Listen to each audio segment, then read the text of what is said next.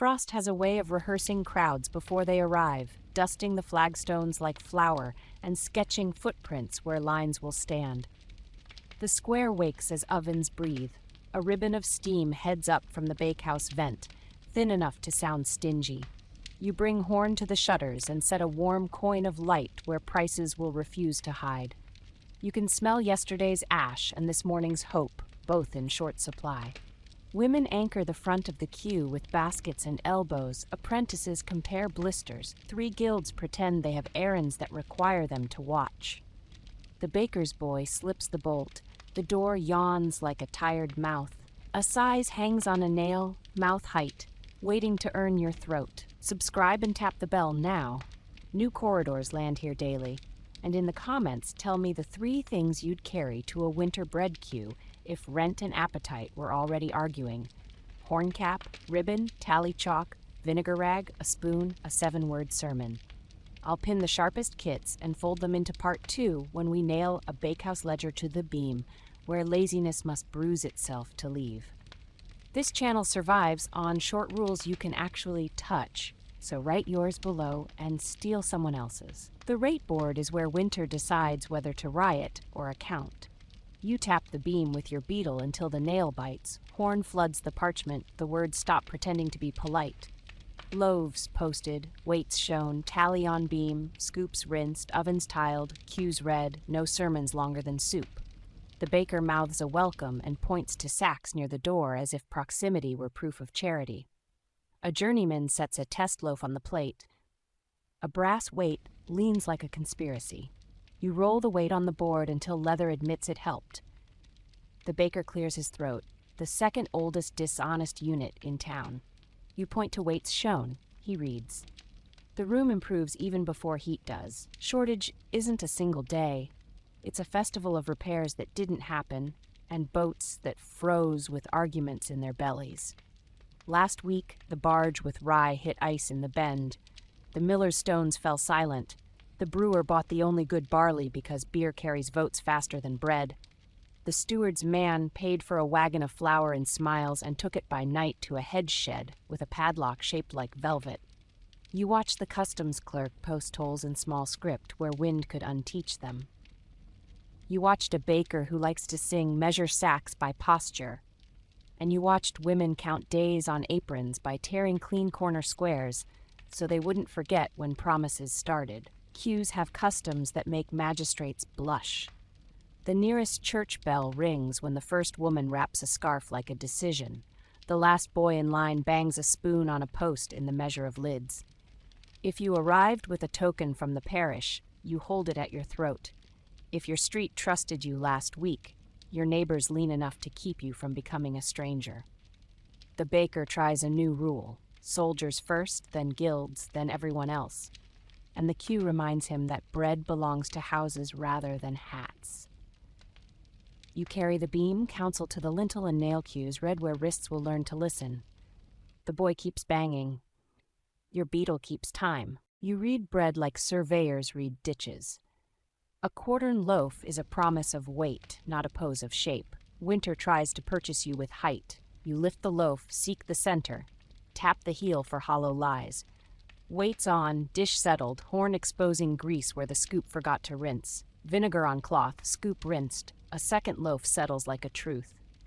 The baker's girl stares at the scale because scales used to be her father's sermons and now they are her wrists. You write scoops, rinsed on a slip, and tack it beside weights, shown. If a city is saved this morning, it will be because you made numbers easier than throwing stones. Rumor marches faster than infantry. Engrosser, someone says, at the man who buys 2 loaves and glances too carefully at an alley. 4 stallers, the clerk replies, reminding everyone of a word that makes thieves of planters and heroes of judges. Regraders, the tanner adds, because his guild has learned the legal chorus. The woman behind you mutters what keeps squares honest. Give us our fair weight for a fair penny, and wraps a ribbon around her wrist like a pledge. The baker tries to remind her of rye and famine and God. You lift horn and point at loaves posted. The price is what the board says with witnesses, not what a mouth says in steam. The break happens invisibly, and then all at once. Grain breathes deeper than you thought. Steam leaves the vent as a rope instead of a ribbon. The apprentice who carries loaves begins to place them as if inaugurating statues rather than feeding families. A boy with a token gets shouldered by a man with a seal. The seal grins because seals like to be coins. You step in with furniture, tally on beam goes up on the post, weights shown gets a second nail. Cues read you sing like a chorus. The baker hates the sound because it tastes like arithmetic. The magistrate calls for order as if order were a hymn. The cue calls for loaves as if loaves were laws. For once the second is correct. Mid-scene, while horn scolds grease and your breath refuses to be a sermon, write the 7-word rule you would nail above this oven. Loaves posted, weights shown, scoops rinsed, cues read. I'll pin the usable laws and carry them to part 2 when we turn riots into ledgers in the back room, and make soup read louder than drums on the porch. Some midwinters end with carpenters because rulers prefer to teach with rope. The moral economy here prefers to teach with witnesses. You fetch the stool, you set the scale in the door, you make the baker's boy carry every third loaf to the plate and the beam. You announce fair last weights under horn, not in whispers. You let the woman with the ribbon weigh her own. She nods, not grateful. Grateful is for luck, just accurate. You post dockets, tokens stamped for 1 loaf per mouth in each house. And you stamp them with a small fish, because soup taught you how to turn anger into math. The Q hates the paperwork and loves the fairness. That is the arithmetic of every successful winter. Beneath the effigy of the city, Arms the magistrate would like to reenact a proclamation. You turn his speech into furniture. He holds the board while you nail no sermons longer than soup at his eye level. Then you hand him the stew ledger, bowls earned by rinsed scoops, bowls earned by weights shown, bowls earned by chimneys counted once, bowls paid to bearers, bowls for widows. He reads because horn is watching. A drummer hits a soft roll to keep the meter. The lid on the porch answers. The proclamation forgets itself into a receipt, which is the first civilized thing it's done this month. The crowd has its own ladder, and it is not for climbing. Across the square, someone lays it sideways, gates together. A longer rib of wood behind it. Suddenly, a barricade that is also a shelf.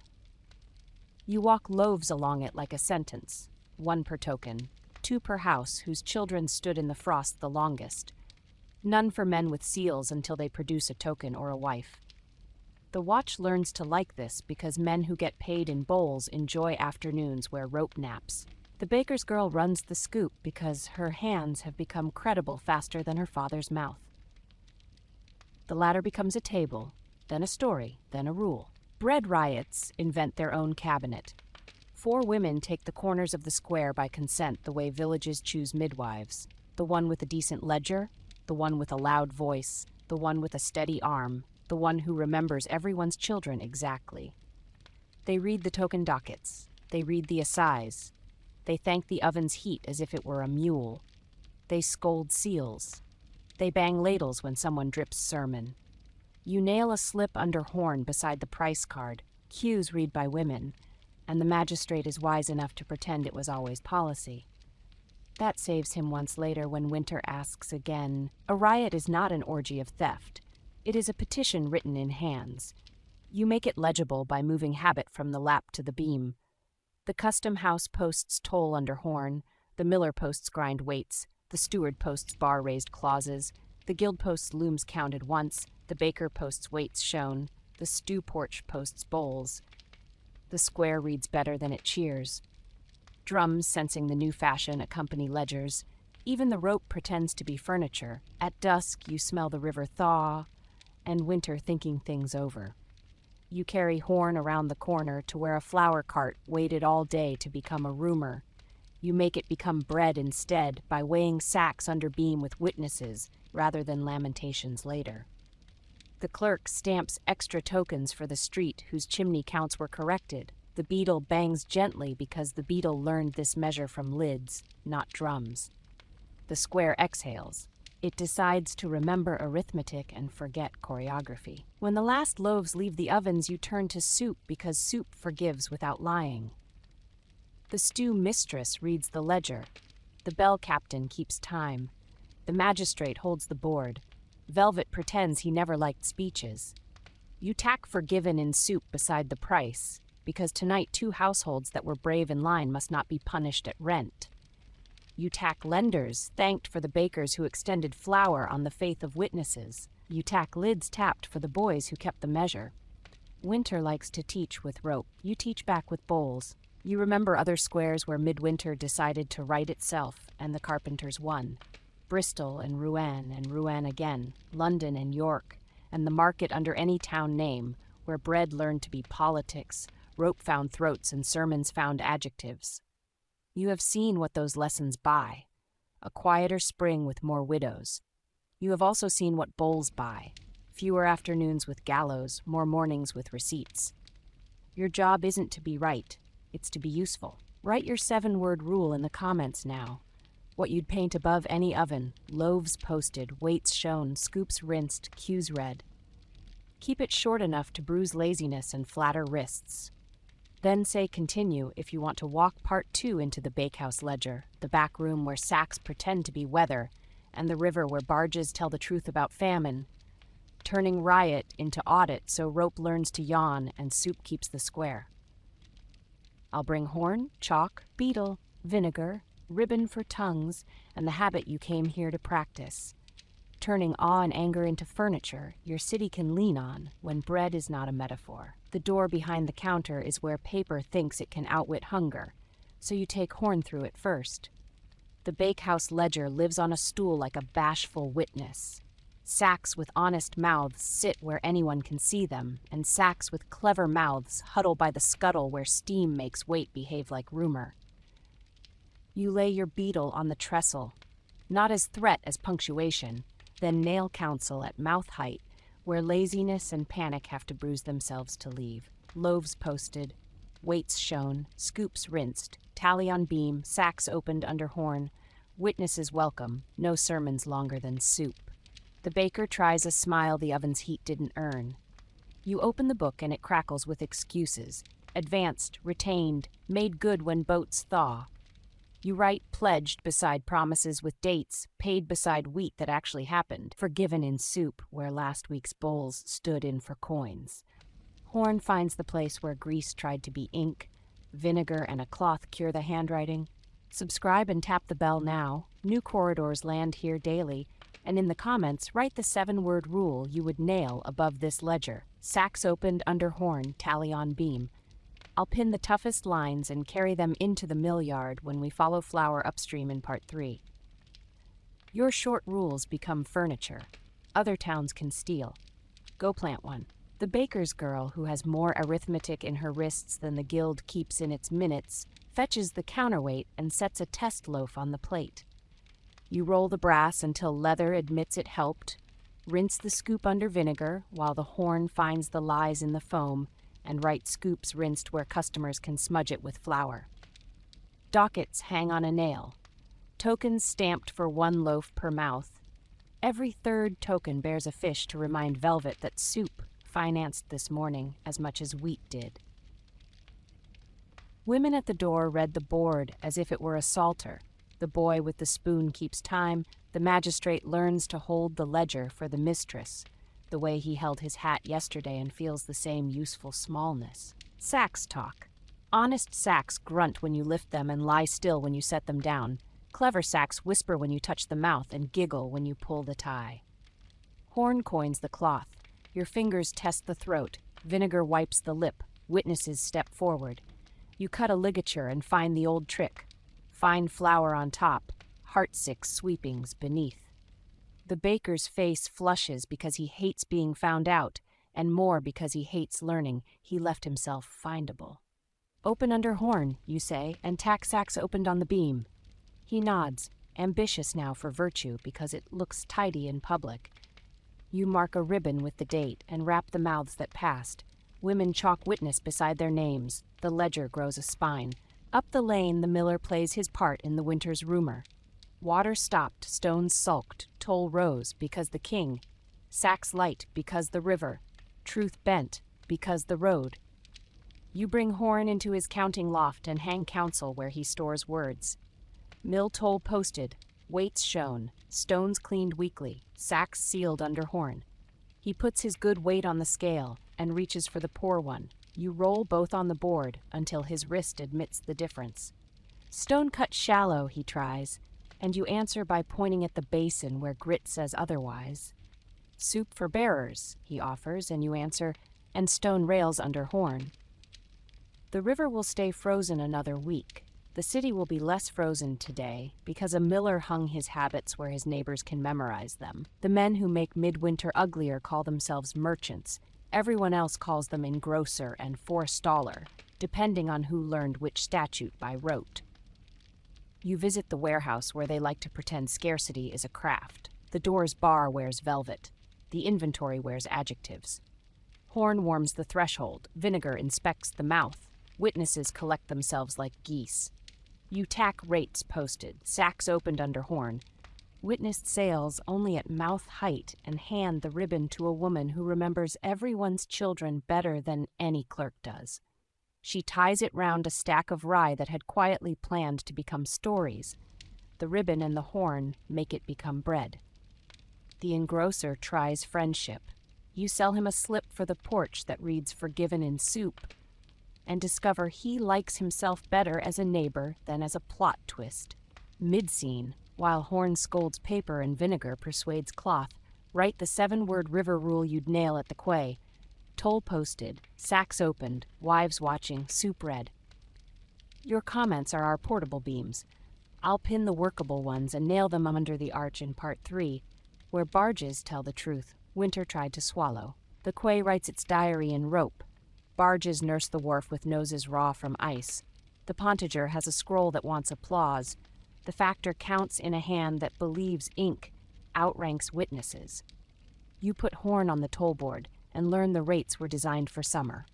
Posted, you say, and move them from the chest to the beam. You chalk river forgiven in soup for the widows of 2 oarsmen who went under last week, and tell the pontager to read it in market before collection. He blushes, astonished by the geometry of mercy. A barge captain who loves his ledger better than his language brings sacks to the yard and opens them under horn without being asked. Half the square watches, even though the ovens are breathing again. The river remembers its job. Back at the bakehouse, the riot decides to postpone itself into jurisdiction. The ladder barricade becomes a table again. Tokens become sentences. Soup becomes civil code. 4 women at the corners read the cues like ledgers. The boy keeps the spoon beat. The magistrate holds his hat in both hands because he learned yesterday how heavy it is when you carry it without hiding behind it. You lift the plank and tack a last slip under horn, the one that kept every afternoon alive this week. No sermons longer than soup. It makes the baker laugh in a way that sounds like relief. You let him. What happens in the back room has always written what happens at the gallows. Today it writes something dull enough to save the city. You and the baker's girl, who earned a ledger's trust, spend an hour while ovens cycle inspecting sacks, rinsing scoops, weighing loaves, writing dockets, stamping fish, opening sacks under horn with ribbon and witness and vinegar. It looks like labor and sounds like arithmetic and smells like flour, not rope. When someone shouts "engrosser" in the square, you answer with a beam and a slip. Sacks opened, and the shout learns to read. The guild meets because guilds prefer to be the authors of whatever they are forced to obey. In their hall you set horn and beetle, and the same council the beam already knows by muscle. Loaves posted, weights shown, scoops rinsed, tally on beam, ovens tiled, no sermons. They try a pose, loyalty to the oven, loyalty to the city, loyalty to an idea none of them could eat. You hand the youngest journeyman your beetle. Read, you say. He reads because rent has educated him more thoroughly than the masters did. They sign, not because you win, but because Winter did. Taxes smell the square from the counting house and wonder if rope will be required after all. You take your basket of furniture through their door like a house guest carrying soup. Horn here as well, council as well, vinegar as well, ribbon, clout nails, chalk. You hang tally on beam above the clerk's head and fines read in soup above the sheriff's purse. You make the beetles stand at the porch later and read Bowls Under Weather while Velvet listens. When the rope cart rolls empty past the pole toward the carpenters, Winter doesn't clap. It shrugs. That's sufficient. Across the alley, a lesser bakehouse tries to sell theater. Long loaves look tall, kneading looks theatrical. The scale hides behind a curtain that looks like charity. You draw the curtain because horn prefers wood. You roll weights because leather tells you when it's lying. You rinse the scoop because vinegar tells you whether it remembers its job. You tack opened under horn where the curtain can learn to be a witness. The line moves the way it should, forward, not upward. Near the well, the parish posts the next invention, a loaf list nailed under horn at mouth height so the morning's token count can be checked against the oven's count and the clerk's ledger. Children trace the letters. Two grandmothers quarrel about a rounding error and solve it with the only politics your valley respects.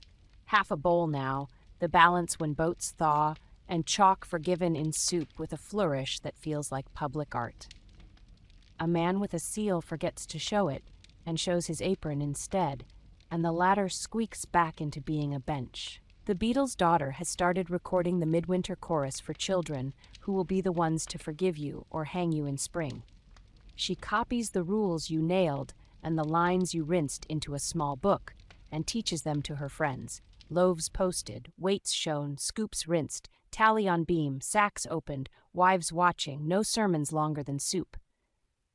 They chant them like a game and smack the plank when a man tries to make a speech. It isn't cute. It is a militia. All afternoon the square practices not needing ropes. The watch learns to carry barrels instead of slogans. The baker learns to laugh at arithmetic. The magistrate learns to use both hands to hold the beam. Velvet survives by agreeing out loud to what women write. The river earns generosity with sacks that open under horn. You pack your basket again because tomorrow it might be the miller or the salt shed or the customs loft that needs furniture.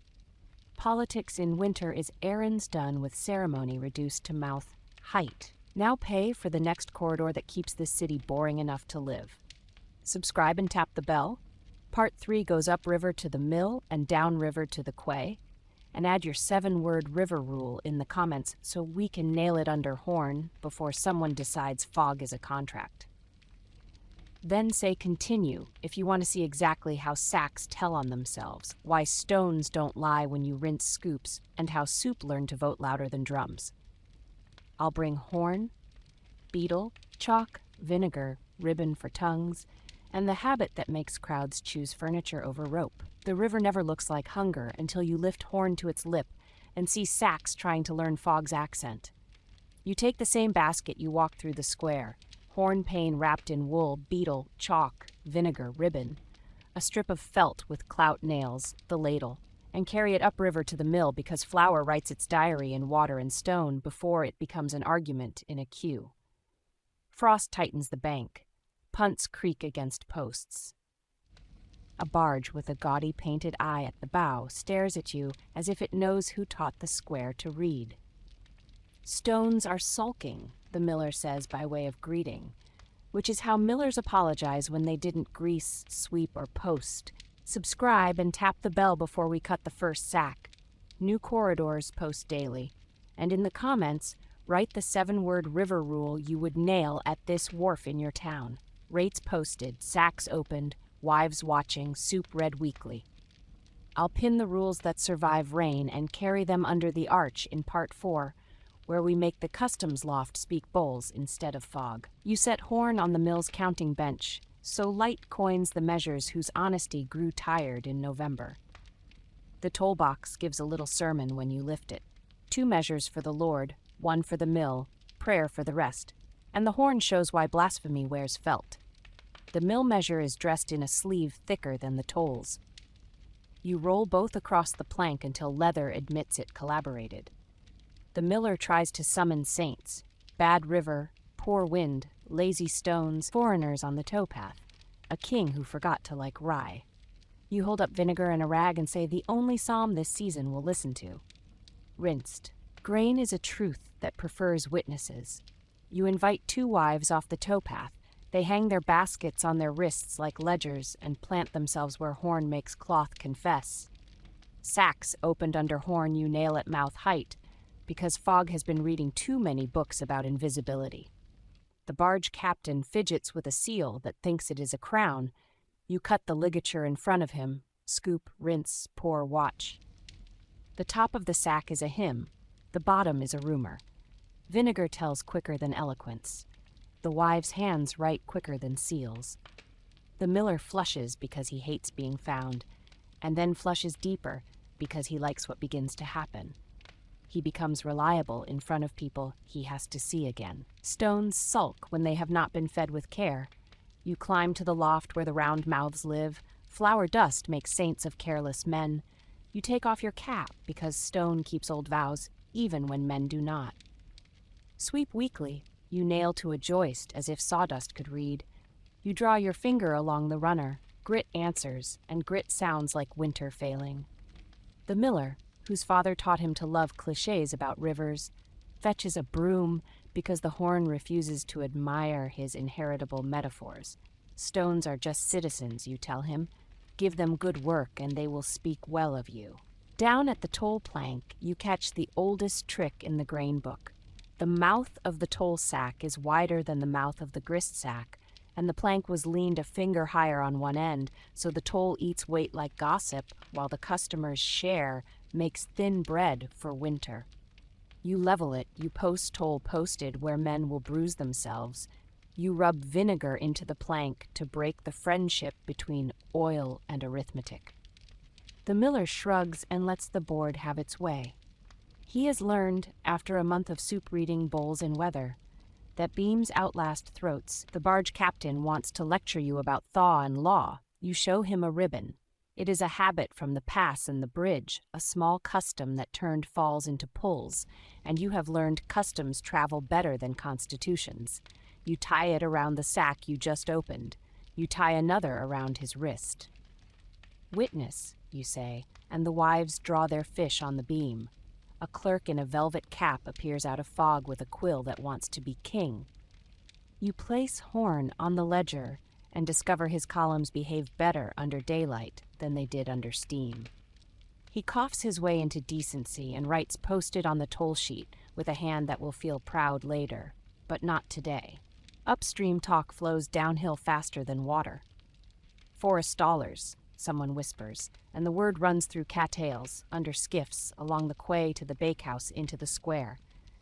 It means men who meet barges before town and buy bread finances off the water with purse courage and secrecy.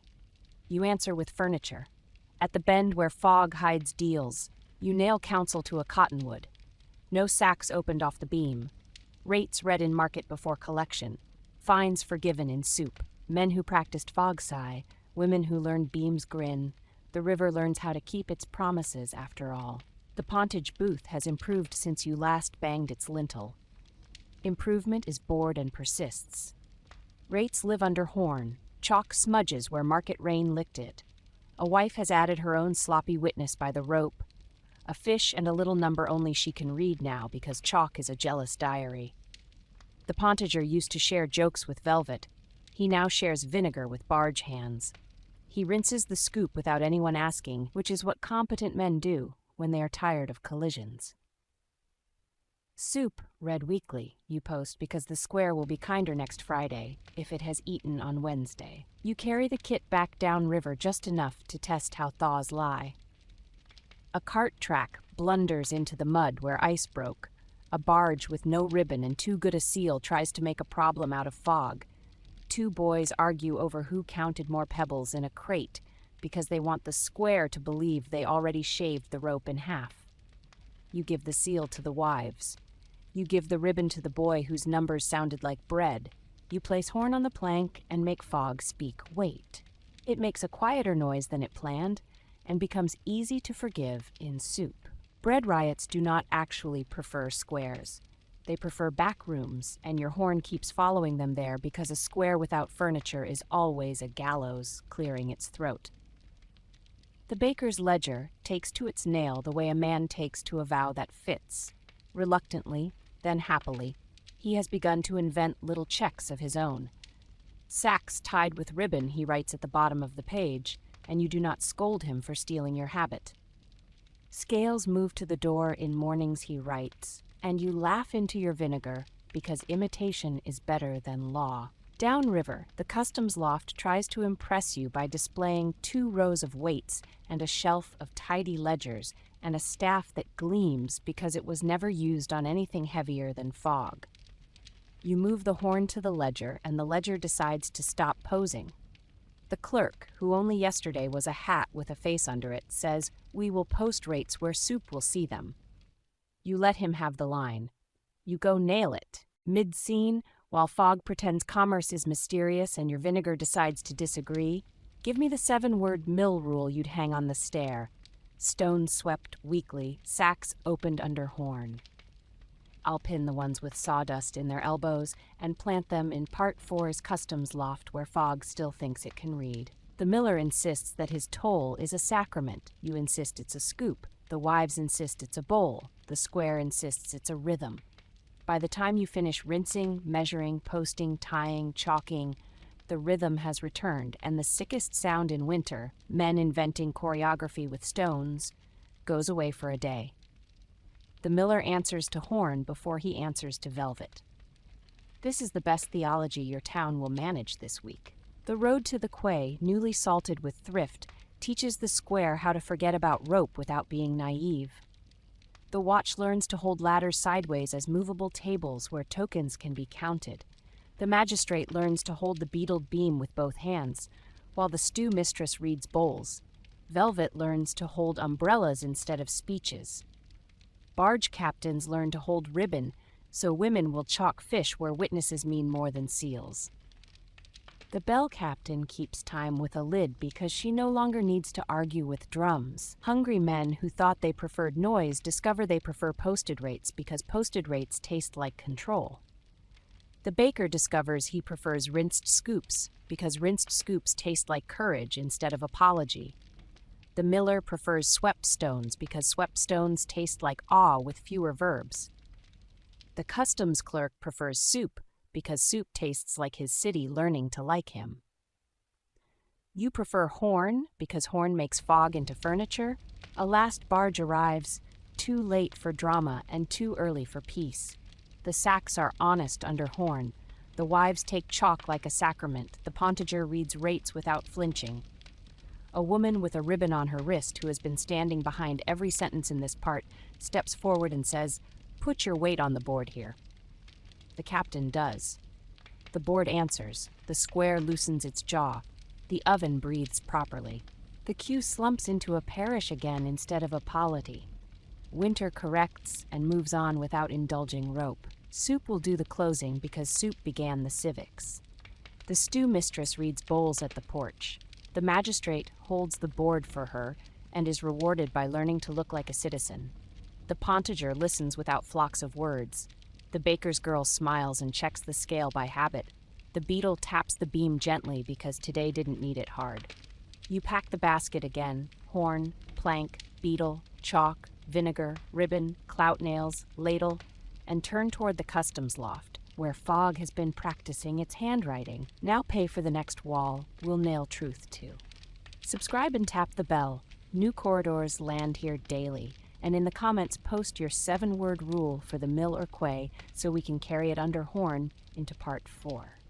Then say, continue if you want to watch Fog get converted into furniture, see how a ledger sounds when rain edits it, and ride a river that finally learned to behave like a beam. I'll bring horn, vinegar, chalk, beetle, ribbon for tongues, and the habit you came here to practice, turning a winter crowd's appetite into posted rules your wrists can obey before drums remember their lines. Fog keeps its ledgers folded until you lift horn to the customs loft window and make the mist behave like furniture. The steps up are mean on purpose, steep enough to remind knees who pays for road work, narrow enough to make velvet see itself as a visitor. Inside, a table with more hats than heads, 2 rows of waits with clean faces, a chest with a smile big enough to swallow receipts, a shelf of ledgers that think Rain is an editor. You set your palm on the lintel as if oak could borrow your pulse, Then hang counsel at mouth height where laziness and fog bruise themselves to leave.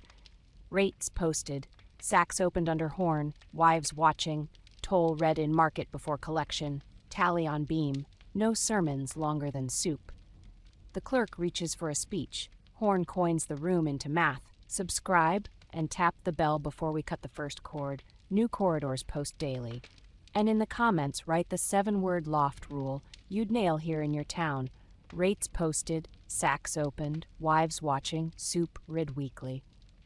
I'll pin the rules that survive fog and carry them to part 5 when we take this furniture downriver to the garrison store and upriver to the next barge bend. The barge's painted eye looks offended but opens anyway when the wives tie ribbon round the mouth and you nick the seal under horn. Scoop, rinse, pour, watch. Fine rye on top, resentful sweepings below. Vinegar speaks faster than seals, chalk writes quicker than apologies. The clerk makes a note that wants to be poetry. You make him carry the sack himself to feel what arithmetic smells like. He coughs pride out of his throat and writes posted where he used to write custom. The pontager posts the week's rates under horn at the arch, and for once doesn't pretend he invented the ink. The soldiers arrive because fog smells like permissions. Their quartermaster claims precedence. The queue behaves like a parish and invites him to read the board under horn. He does, because horn is watching. Garrison issue, so many sacks at posted rate. Market issue, the rest. He tries to hint at a surcharge for fast handling. You hand him vinegar and a rag. He rinses a scoop for the first time since his sergeant taught him to fear canvas. You tack sacks opened where his hat will hit it every time he forgets how a city keeps its winters. This is not disrespect, it is logistic. Fog learns to lie loud when a levy is near. A steward from the castle slouches into the loft with a vellum that announces aid for a royal progress. You've seen this aid before, a tithe in flour collected into a ditch and called loyalty. You put horn on his list and make the letters move out from under mist. Aid, posted in red, remission, in soup, defalcation, in drills. He says the river is thin. You answer that arithmetic is thick. He says rebels talk like that. You answer rebels throw stones, you brought bowls. He leaves with 3 sacks and your counsel tied to the mouths. Mid-scene, while horn interrupts fog and vinegar edits cloth. Write the 7-word garrison rule you'd hang by any storehouse door. Rates posted, sacks opened, wives watching, soup first. You know the drill. I'll pin the ones that make soldiers efficient and carpenters unemployed. Then we'll nail them under the next lintel. The quay reads its own entrails, a scum line where salt likes to rest, a gate squeal where bribes left grease, a borrowed ledger with edges curled by weather. You bring a bell captain to keep time with a lid while the clerk reads rates under rain for the first time anyone remembers. He looks thinner afterward and more interesting. The wives chalk witness on a post in hands that look like ladles. The pontager laughs at himself and promises to rinse scoops before anyone asks. Nobody believes him yet. He rinses and enjoys how that felt more than he expected. You tack toll read in market where fog can't memorize. Upstairs, the ledger gets converted into soup. The stew mistress climbs the loft steps and, while the clerk holds the beam like a man remembering a childhood, reads how many bowls this week were earned by rinsed scoops, by open sacks, by rates posted in weather, by soldiers served at posted issue with no surcharge. The beadle bangs the beam when the clerk looks like he might grow a paragraph. The lid keeps meter. Velvet listens from the stair and finds himself applauding receipts. A town chooses bowls over rope every time the ledger speaks, where hats must stoop. The miller's stone, newly swept, sings a cleaner hymn and asks you to inspect the gear teeth that used to pretend to be secrets. Vinegar on rag makes everything you need to know visible. Horn on iron makes metal obey. Stones cleaned weekly you nail to the stair. The miller pretends he used to obey this. His son smiles because he likes that he can now show his father the beam and win. The engrosser tries fog again at the bend your card now owns. He wants to open 2 sacks for testing and conducts an auction in a whisper that sounds like a bargain and smells like famine. You walk the wives into the mist with horn and ribbon, and suddenly mist is just a room with fewer walls. No sacks opened off the beam makes the river honest. The engrosser looks wounded, the square looks warm. You look boring and count that as victory. At the customs loft, a new idea tries to be born. Remission rewarded by bowls rather than by ropes holidays. The clerk proposes a schedule. If rates are posted, if sacks are opened, if scoops are rinsed, if wives write witness, then arrears will become drills. You help him write it on a card drilled for tax and nail it right where quartermasters like to lean.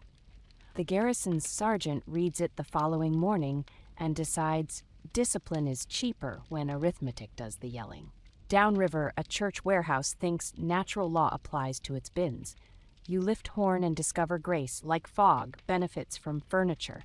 The sacristan reads rates under weather. The cellarer posts weights. A lay sister chalks witness and ties ribbon around a barrel's hoop because ribbon has become the valley's flag. She has already learned soup is what forgiveness is called when cities are honest. Fog thins when schedules stop pretending to be magic. Barges arrive at hours the square can fear or enjoy with accuracy. The mill's rattle loses its cough. The pontage booth becomes a nuisance rather than a drama. The bakehouse door learns to open at the same time as the stew porch ledger. Ropes remember how to nap. Drums learn harmony with lids. The only miracle left is weather that respects beams. Because all this furniture gets heavier without your help, pay for the next room with the two things that keep our porch in business.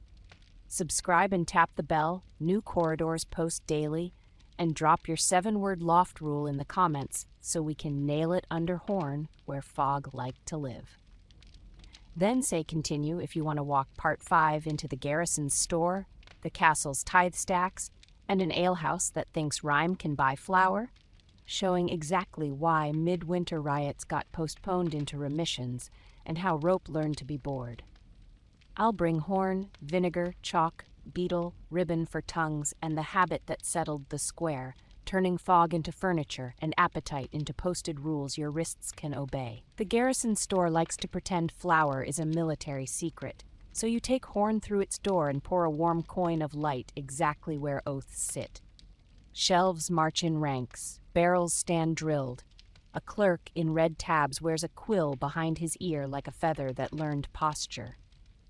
The quartermaster's ledger sprawls as if it swallowed a map. You set your palm on the bench as if oak could borrow your pulse, then hang counsel at mouth height where laziness and rank bruise themselves to leave. Rates posted, sacks opened under horn, wives watching, tally on beam, issue at posted weight, no sermons longer than soup. A sergeant opens his mouth, horn asks for math. He gives it, because numbers rescue honor better than drum rolls do. Subscribe and tap the bell before we pull the first bung. New corridors post daily. And in the comments, write the 7-word store rule you'd nail in any barracks. Rates posted, weights shown, issue at posted weight. I'll pin the sharp ones and carry them into castle stacks before velvet mistakes inventory for privilege. The store smells like restraint should. You nick the seal on a rye barrel. The wives tie ribbon round the hoop and chalk a fish on the post. Scoop, rinse, pour, watch. The clerk writes issued where a captain had written considered. Vinegar edits bravery into accuracy. A private with hands too clean for winter unfolds a list of mouths. You read children written as carefully as men and decide this day can be civilized.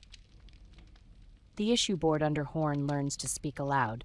2 pounds per head, 4 for mess, 6 for hospital.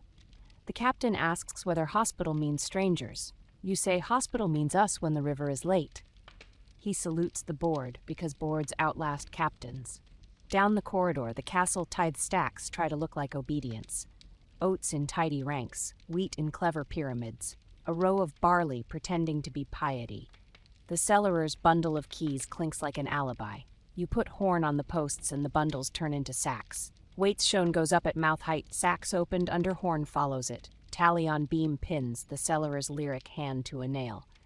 You cut a ligature. Top is a hymn, bottom is resentment. Vinegar says rinsed, chalk says witness, ribbon says remember. The steward claims a remission scroll for a prince's visit. The beadle answers with a stew ledger and rain. The steward revises his liturgy to the new theology. Bowls posted with names. Mid-scene, while Horn keeps ink honest and Ribbon refuses to respect Velvet, write the 7-word stack rule you'd hang in any keep. Weights shown, sacks opened, toll posted, wives watching. Your comments are portable beams. I'll pin the workable ones and nail them in the alehouse later, where Rhyme still thinks it can buy flour. In the armory, a cooper with lacquered pride watches barrels for the garrison's soup. He assumes you came for glory. You came for beans. Issue tallied in bowls you nail on the crossbeam. Salt weighed with witnesses under it. No sermons longer than soup as a mercy. The cooper mutters that barrel hoops have their own charter. You tie ribbon on his wrist and hand him the ladle. He discovers steady serving looks better on him than speeches. The men at the mess table stop scowling because bowls are finally louder than generalities. The captain asks for an indulgence. Issue doubled to the watch, halved to the square. Horn answers for you. Posted is a height, not an opinion. He reads it, swallows a protest, and nods like a citizen. You remind him that a city that eats will fill his ranks when the thaw brings real traffic. He sighs because truth is heavier than armor. A wife writes witness on the store post for no reason other than it pleases her to be seen. That is reason enough to hand her the chalk again tomorrow. The customs loft tries to impersonate weather. Fog breathes through the shutters as if it invented rights. You hang counsel where mist has to touch it on the way out.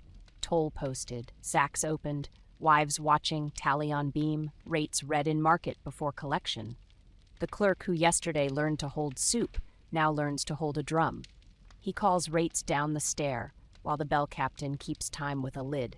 The square listens in the measure of bowls. The barge captain laughs and opens his load under Horn before you ask. This is how faith should work. At the bend beyond the arch, 4 stallers practice Fogg's old craft, buying hunger upriver to sell it back to the city as virtue. You walk Ribbon into their bargain, Horn into their numbers, Vinegar into their scoop. The wives who followed you like ballast write witness on a cottonwood. Men who were prepared to argue discover they are prepared to sell under posted rates with witnesses instead. Winter's most dangerous indulgence, cleverness, chews and swallows decency for once. Now the alehouse, which believes rhyme can still bribe arithmetic. The fiddler is halfway through an old verse about bakers that helps no one when you put Horn on the slate. Loaves posted, weights shown, scoops rinsed, sacks opened, wives watching, tally on beam, no sermons longer than soup. He plays the words because they scan better than they admit, and the room adopts them because songs save breath when crowds are cold. The brewer complains about quality of foam. You hand him vinegar. He stops complaining because vinegar treats lies like grease. The warden of the Bakers' Guild signs a dues rebate for every shop that kept a rinsing bucket by the scale. The room claps because rebates taste like wisdom. Mid-verse, write your 7-word alehouse rule under Horn in our comments so we can pin it to every beam that drinks too many adjectives. Weights shown, tally posted, scoops rinsed, no sermons. The shortest lines win fights nobody can see until noon returns. You carry your basket to the poorest corner of the square where fences were invented by accident. Rag sellers with rescued sacks, charcoal wives, men who never learned Velvet's grammar. The beam lives here too. Tokens stamped, 1 mouth, 1 loaf you tack, and the boy with the spoon counts pebbles into a crate with watchmen for witnesses. Velvet thinks this is utopian. You think it is cheaper than rope. The ring at the ladder becomes a shelf again, not a barricade. The magistrate moves loaves along it because market gestures ought to bruise his wrists too. He laughs in a tone you can use later. You pass the gallows pole, which has become a notice board when your back was turned. The parchment proclaims penalties Velvet prefers. Under it someone has tacked your counsel cards, weights shown, sacks opened, wives watching, no sermons, and someone else has scrawled forgiven in soup with a fish that even chalk respects. Rope dangles like a retired instrument. A carpenter eyes the beam and remembers his first job. He bangs it with his knuckles and nods. There is no better critic. You visit the house of a man who threw the first stone last winter. He is ashamed, which is honorable, and poorer, which is not. You bring Horn into his kitchen and tack counsel on his shelf, because contrition without beams is still a parade. Tally on beam above the ledger where he rents cloth by spans, weights shown above his scale, no sermons longer than soup above his own mouth. He tells you he deserves a speech anyway. You hand him the ladle. He reads bowls at the porch in rain next Friday and discovers forgiveness looks like arithmetic done in public. The Guildhall studies you because guilds prefer to be the authors of what they obey. You let them. Horn on their long table, beetle on their oath chest, looms counted once, tally posted, fines read in soup on their beam. The warden quotes trust as if trust were a substance that can be poured by officers. You hand the plank to a journeyman and tell him to read.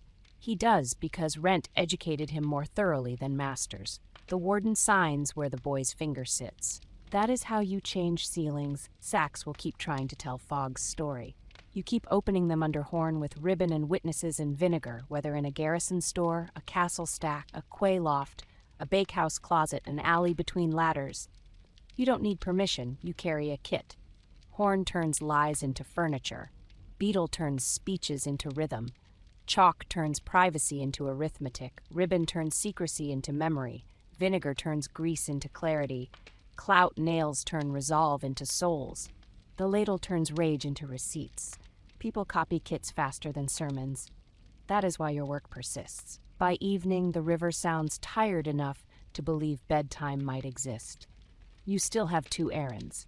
You take Horn to the shop, where the engraver stamps tokens, and you make him stamp fish for the extra loaves promised to streets, corrected by the hearth man's new humility. You tack forgiven in soup over his bench, and his apprentice says the words aloud like a spell. Then you take Horn to the scribe who writes tallies on parchment, and you nail rates posted where his pen can bump it. He tries to grumble. You hand him the stew ledger. He discovers he writes more beautifully when rain sits on his hat. Night, or something like it, tries to invite Rope back into the story with a rumor about soldiers buying loaves after hours. You take Horn to the store at once. Rates under light, ribbon across the sacks, wives watching at the door. The sergeant reads the counsel and then quietly lines his men along the shelf. Each holds his token like a prayer, and the ladder ring becomes a table again. The square exhales because boredom is the nicest feeling it has met this week. You step back where the day began and look at the beam you carried through every room that wanted riot. Loaves posted, weights shown, scoops rinsed, sacks opened, wives watching, tally on beam, rates posted, no sermons longer than soup. The square looks like work instead of judgment. The river looks like a ledger instead of an alibi. Rope looks like a rehearsal that won't get a second act. Someone slaps the plank with flour on their fingers and leaves a print you wish were a law. It is, now keep this city boring enough to inhale next week. Subscribe and tap the bell. Part 6 is the garrison's store under inspection, the castle court being taught to read bowls, and the alehouse rhyme becoming an audit. Then write your 7-word store rule in the comments so we can pin it under Horn and steal it shamelessly for the next town.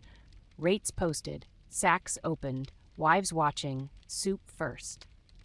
Say continue if you want to carry this kit to the last places Midwinter hides and watch Rope yawn itself back into carpentry. I'll bring Horn, beetle, chalk, vinegar, ribbon for tongues, and the habit our square learned to love, turning appetite into posted rules your wrists can obey. You take Horn back to the barracks because payday smells like flour when somebody thinks nobody is watching. The company has come off drill in a mood that could tip either way, boots loud on the stones, bowls louder in their memory. The quartermaster's bench is a geography lesson that wants to pass for law.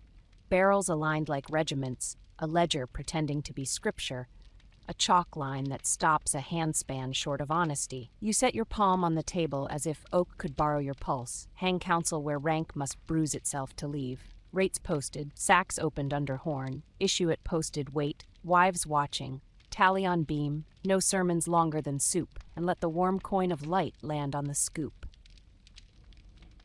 A sergeant raises an eyebrow shaped like we're hungry. You hand him vinegar. He rinses without being forced a second time. Men who are paid in bowls recognize their own luck when arithmetic keeps them from insulting it. Subscribe and tap the bell now. New corridors post daily. And in the comments, give me the 7-word garrison rule you'd nail above any store table.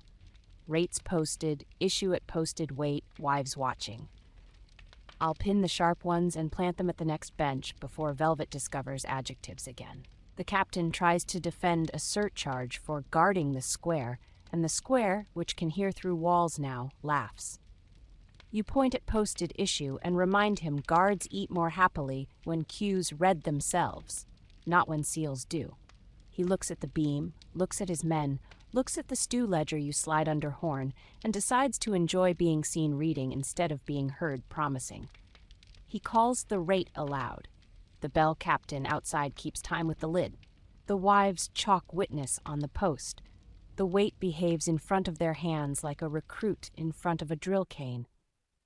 A private with a list that spells children as carefully as Lance hands you 1 extra token and asks if it can become soup.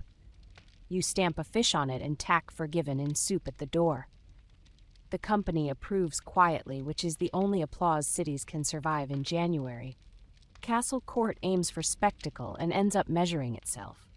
The Baron's steward has learned to arrive with 2 scrolls, one for aid, one for pardon, so his hat can feel merciful at least once per session. You lay horn on his law until the ink remembers it owes bowls and not breath. Aid, posted, remission, read at porch. Arrears, drills not ropes. He expects this to be rebellious. You show him the stew column, where bar raised for grain bought dinners when carts stuck at the bend, weights shown turned into bearers fed. Chimneys counted once became widows paid. He tries a sermon. The beadle bangs the beadle. The wives in the gallery lift their chalk like a benediction. The steward laughs because he likes the part of himself he met under horn better than the one he fed at the dice. He signs a remission, the first one you've trusted all winter, not because the scroll glowed, but because the ledger answered. A messenger in livery clatters into the yard with a royal mouth and a provincial stomach. He has a seal that looks like a rope with manners. He announces a levy of flour for a progress that was planned in summer by people who think rivers are honest. You invite him to the porch where the stew mistress reads bowls in rain and the sheriff holds the beam. He watches women nod and boys count pebbles, and men rinse scoops without argument, and decides to be impressed by receipts instead of decorations. He eats. He leaves with aid posted under horn in his pocket and a ribbon around his wrist that will make some velvet laugh at him in another county, and then obey. The alehouse tries to get away with rhyme again, because rhyme is the only currency it knows. The fiddler has found an old verse about bakers that used to feel brave. You put horn on the slate and make the words change meter. Loaves posted, weights shown, scoops rinsed, sacks opened, wives watching, tally on beam, no sermons longer than soup. He grimaces at the cadence and realizes the room already knows the chorus. The brewer begins to complain about foam. You hand him vinegar. The conversation reroutes itself back to bowls. You tack a card above the hearth, rhyme after receipts, and the room pretends it was always their rule. Fog plays its last card in the castle stacks. Aid sacks, remission sacks, toll sacks. Each labeled in a hand that thought script plus height equaled virtue. Horn steals the height, ribbon steals the secrecy, wives steal the drama. Sacks open goes up under the vault. Witness in chalk sits below it like a thumbprint. Tally on beam pins the cellarer's lyric to a nail. You find sweepings under him again and make the steward join you at the scoop. He rinses, pours, watches, reddens, and what you needed most, laughs without malice at his own education. Measures rinsed weekly, he says, and means it because women are watching. The river remembers to lie. A barge with bright paint and dull conscience noses in at dusk and hopes fog can speak for it. You stand the wives with ribbon on the plank and open the mouth under horn. Top is foreign courtesy, bottom is famine. The pontager has practiced enough this month to enjoy saying no politely. He reads the toll, he reads posted, he reads forgiven in soup for last week's river dead, he rinses the scoop. Fog shrugs and moves on without learning any new words. At the Abbey, the cellarer has turned his scriptural inventory into a civic one. You find weights shown and sacks opened already under horn. A lay sister has drawn a fish and witness in a hand that looks like a ladle. She shows you where the nave holds an emergency stack behind a screen and the note the abbot permitted her to write. Bar raised for grain in famine. It's not liturgy, it is better. A monk stitches felt into sandals for the barefoot penitent who is now more useful than symbolic. And you watch ribbon thread holes where pride used to be. Mid-porch, because this is the part where you pay to keep ropes asleep. Write the 7-word church rule you'd nail above any nave store. Rates posted, sacks opened, women watching, soup read weekly. I'll pin the ones that can live with incense and rain. Back in the square, a deputation from the neighboring town arrives smelling like excuses. Their winter is late, and their ledgers are earlier than their courage. They ask how you kept ropes board. You hand them the basket. Horn pane wrapped in wool, council cards drilled for tax, beetle, chalk, vinegar, ribbon, clout nails, ladle. You walk them to the beam and make them nail loaves posted, weights shown, scoops rinsed under their own noses. The stew mistress leans across and reads bowls into their weather. The old woman from the bridge ties ribbon round their wrists and points at her staff like a road. You send them home with a kit and a habit. Read out loud where hats must stoop. A carpenter comes to take measurements of the gallows in case noon forgets itself. You meet him with horn and a job. He bangs the beam with his knuckles, nods, and agrees to take the pole down tomorrow to become planks for benches by the porch. Rope yawns in the cart and remembers what lashings are for when ladders become tables. If there is a song in that, it is the shortest one you know. In Deacon's Lane, the hearthman knocks once and signs the beam, while women from 2 doors down watch because your city has decided that watching is not a crime. It is a craft. He tries to cap his lamp with breath and stops himself just in time. A child taps the tin cone against the post, and he laughs because muscle learned faster than his mouth. You tack chalk once above his head because repetition is cheaper than rope. Velvet invents crisis before spring can steal it. He drags a remission scroll to the balcony and gives it a voice designed for parades. He announces that the king forgives 2 arrears. The square claps exactly once because this is polite. Then the stew mistress reads forgiven in soup and the names beside it, and the square claps properly because this is constitutional.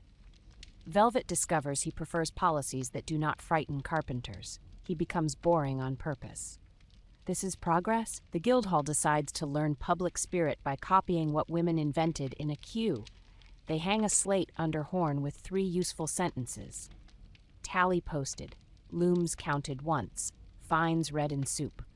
Then they pay for a new ladder ring because every square that survives learns to love furniture that can change jobs. The warden hands the beetle to a boy and makes him read the lines to a room full of men who suddenly understand why rent taught him faster than they did. The boy mispronounces looms, and nobody laughs. That is the correct etiquette. A miller from up the river brings his son to show what stone sounds like when it is not sulking.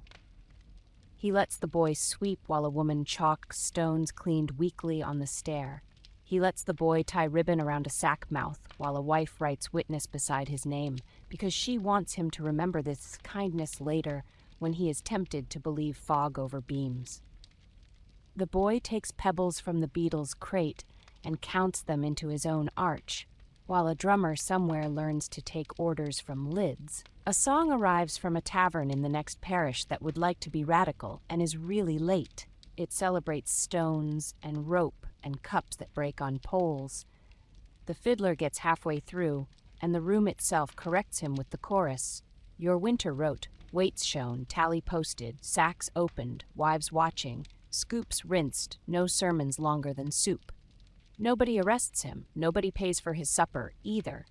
He changes his tune and improves. By evening the square feels like a ship that learned to keep its rigging instead of admiring storms. Drums exist, but no longer invent afternoons. Lids keep the calendar. Beams keep the grammar. Horn keeps the honesty. Ribbon keeps the memory. Vinegar keeps the scale. Chalk keeps the names. clout nails keep the feet, soup keeps the peace. You pack your basket one more time because spring will bring a different hunger, and your kit is indifferent to season. It is portable law. You stand under the beam with the last card in your fingers and the plainest sentence you know. You hang it where your own wrist will bruise it next week. No sermons longer than soup. It is not cynicism. It is civic ergonomics. Good speeches were made better by bowls this winter. Bad speeches were made shorter. Ropes were made bored. Now you pay our porch's rent so we can finish this series with the portable charter you can hang above your own desk. Subscribe and tap the bell. Part 7 lands next with the one-card constitution you can bring to any market, kitchen, or gate. And in the comments, write the one-sentence lintel law you will actually enforce at home. Make it wrist length. Weights shown, tally posted, wives watching. Then say continue, if you want the closing walk. A square that reads receipts better than proclamations, a river that obeys beams better than fog, and a gallows that goes back to lumber. I'll bring horn, beetle, chalk, vinegar, ribbon for tongues, and the habit we've rehearsed since frost first lied to flower, turning appetite into posted rules your city can obey before drums remember their lines. The square remembers how to keep itself now, and you feel it the instant horn coins light onto the beam above your own door. You unpack the basket one final time. Plank, beetle, chalk, vinegar, ribbon, clout nails, ladle, and set each tool where wrists will remember, not mouths. The council cards look smaller than the noon that demanded them, and that is the point. Rates posted, weights shown, tally on beam, salt with wives watching, chimneys counted once, fines in drills, forgiven in soup. Bar raised for grain in famine. No sermons longer than soup. Children slap the plank with flour and leave fingerprints that resemble law more closely than any proclamation you heard this winter. The magistrate holds the beam without being invited. The baker's girl rinses the scoop before anybody speaks. The miller ties ribbon around a sack because he liked himself better on the day witnesses appeared. Velvet lingers near the porch and practices being boring on purpose. The bell captain taps a lid exactly once, then waits, because waiting now works. A carpenter walks past the idle gallows and measures it for benches. Sheep bleat in the lane beyond the arch as if invited to vote. You realize the city's new constitution is visible furniture, not invisible vows. That is the ending worth writing. You breathe, then tap the beam once with the beetle, so the wood hums, and the hum travels along doors, tables, ladders, and posts until even fog remembers its manners. For good measure, doors start asking for their copies, so you carry the kit like a Candlemas procession without candles. Horn, cards, beetle, chalk, vinegar, ribbon, nails, ladle. First the cook shop, then the fish stall, then the cooper's shade where hoops learned humility, then the school where pebbles roll under arches because learning likes souls. Every beam gets its sentence. Every sentence gets smudged by hands. Every smudge becomes jurisdiction. Women who kept the queue teach shopkeepers to enjoy witnesses. Men who used to practice speeches practice rinsing. Apprentices who adored slogans discover they adore posted numbers. A lad with a seal tries to bluff an extra loaf at the ladder shelf and is defeated by a grandmother's pebble arithmetic. The magistrate stops explaining and begins repeating. Velvet, deprived of applause, decides to like accuracy. The garrison sergeant arrives to buy rations and reads the store card aloud without pretending it was written to embarrass him. The miller sends his boy to fetch ribbon for a barge because he now trusts ribbon more than seals. You do not call this peace. You call it maintenance. At noon, the porch performs its quiet constitution again. Bowls read, dots converted, remissions posted, drills assigned, thanks shouted in names rather than noise. Children practice tapping the lid in the meter that keeps ropes asleep. You realize crowds can learn choreography that never touches a stone. The bell captain smiles once, then stops, because celebration is lighter when it rests on receipts you can explain with your hands. For good measure, the charter you promised strangers turns out to be a single card drilled for 2 tacks and a memory.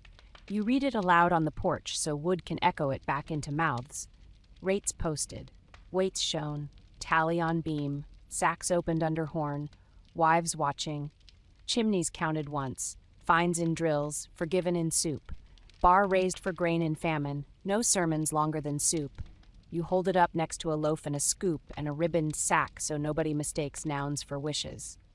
You show the basket one last time, horn for honesty, beetle for rhythm, chalk for names, vinegar for clarity, ribbon for witnesses, clout nails for feet, ladle for receipts. Then you hand the card to the boy who used to bang spoons and tell him to nail it to your own lintel.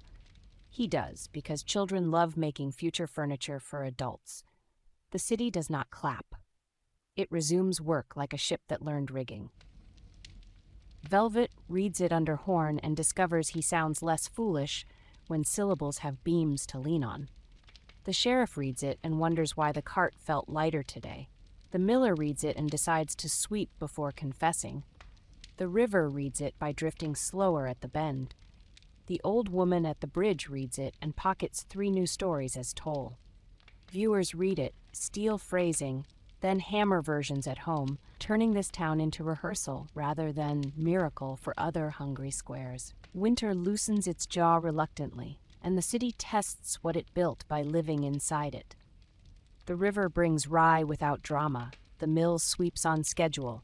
The bakehouse door opens at the hour the beam expects. The stew porch ledger grows fat and cheerful in the healthiest way.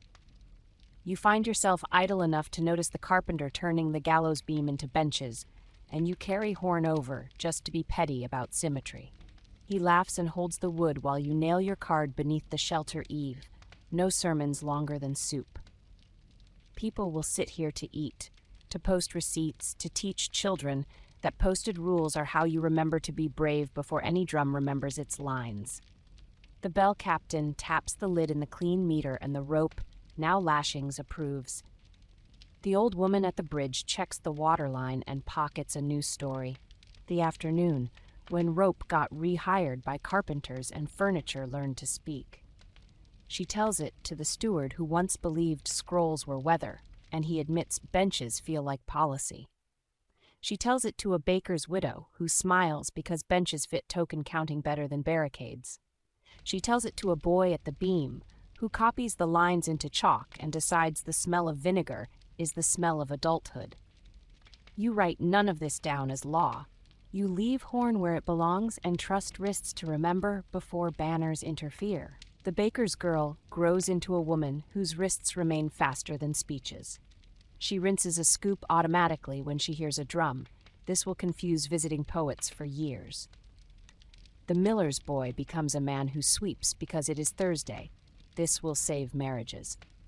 The clerk discovers he is happiest when his hat must duck beneath his own rules. This will make velvet look like fabric again instead of drama. The bell captain keeps the lid for weddings and remissions. This will teach gladness how to count. The old woman at the bridge retires her staff one spring after training 3 girls in ribbon, chalk, and stories. This will make men less lonely. The sheriff learns to like a size posted 3 days early. This will get him forgiven one day for something you haven't seen yet. The magistrate stops practicing his balcony voice and becomes the square's best furniture mover. This will make parades shorter and meals longer. You, who only meant to keep rope board, become the person strangers ask to hold their beam while they nail their sentence to it. This will feel better than applause. One winter turns into a ledger you can carry. One ledger turns into a habit you can teach. One habit turns into a town that prefers receipts to rancor. That town becomes the neighbor that lends horn and vinegar when fog visits yours. That is how squares learn to outlive ropes.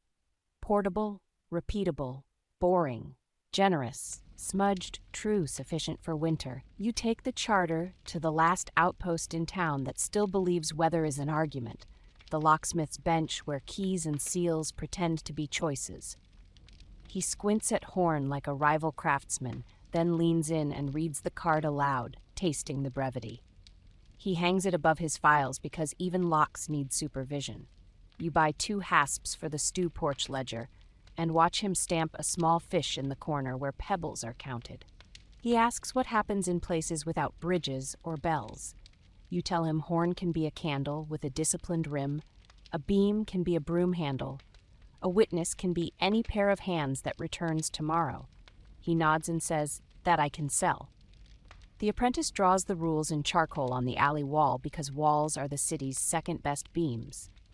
A girl, tugging her mother's sleeve, points to no sermons longer than soup and recites it the way she would a saint.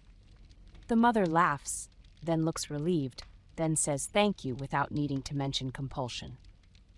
That is the best signature you've earned all winter. On your way out, you nail one last card on the inside of your own door, not for visitors, but for mornings. It bruises your wrist every time you reach for flour before rinsing the scoop, every time you weigh alone without horn, every time your mouth wants to be taller than bowls. It wins by being visible. The square you taught to read walks past you carrying errands that used to be uprisings. The ladder ring is a shelf again, the gallows pole is a bench leg, the rope is lashings for winter carts, the drum is a clock for bowls, the beam is everyone's throat. You are suddenly unnecessary, and for once, wise enough to be grateful. Women at the corners of the shelf have started arguing about recipes instead of rationing, which is the appropriate evolution of political theory. A fiddler plays your short chorus again, but people sing it under their breath, now the way sailors murmur knots. The mill's rattle sounds like habit rather than apology. The river slides into the market without performances. The magistrate buys his own loaf without flinching at witnesses. The baker's girl turns a ledger page with clean fingers and keeps talking with her wrists. Children slap flour onto beams they pass and leave white fingerprints shaped like law. The old woman tells a story nobody records because it is already public property, a winter when posted rules were warmer than speeches. A stranger from a different parish copies your counsel into his hat brim and promises to hammer it straight when he gets home. A journeyman who once broke a window with a stone repairs it with a pane and a rule. A child learns to ask before any argument where the beam is. That question alone lowers drums and teaches rope sleep. Most days from now, you hang the basket on its peg and let your own doorframe finish the speech. Horn remembers where to sit. The card remembers where to bruise. The beetle remembers the meter. The chalk waits where children can steal it. The vinegar smiles where grease once performed. The ribbon asks for 2 knots and witnesses. The ladle stands guard like a little constitution. This is the kit you promised, and it fits every square with a beam. Take it, use it, lend it. Ship it to a friend who keeps saying rope louder than bowls. Pin your sentence at mouth height, then write me the one you chose in the comments so other towns can steal it, shamelessly. Subscribe and tap the bell so the next 7-part walk opens with your rule on our first plank. And tell me where we march next, how parish bells outran gossip, why city walls ate generals, what market stalls taught ministers, or the title only your street knows to ask for. We'll shoulder horn, plank, beetle, chalk, vinegar, ribbon, clout nails, ladle, and go teach another winter to respect furniture. If you remember nothing else from this rehearsal, remember that ledgers read aloud beat proclamations, beams beat balconies, lids beat drums, ribbons beat seals, vinegar beats grease, and bowls beat ropes. We did not abolish hunger. We taught it to stand in line and behave. That is not utopia. That is civic courage warmed by habit, carried by wrists, posted at mouth height, smudged,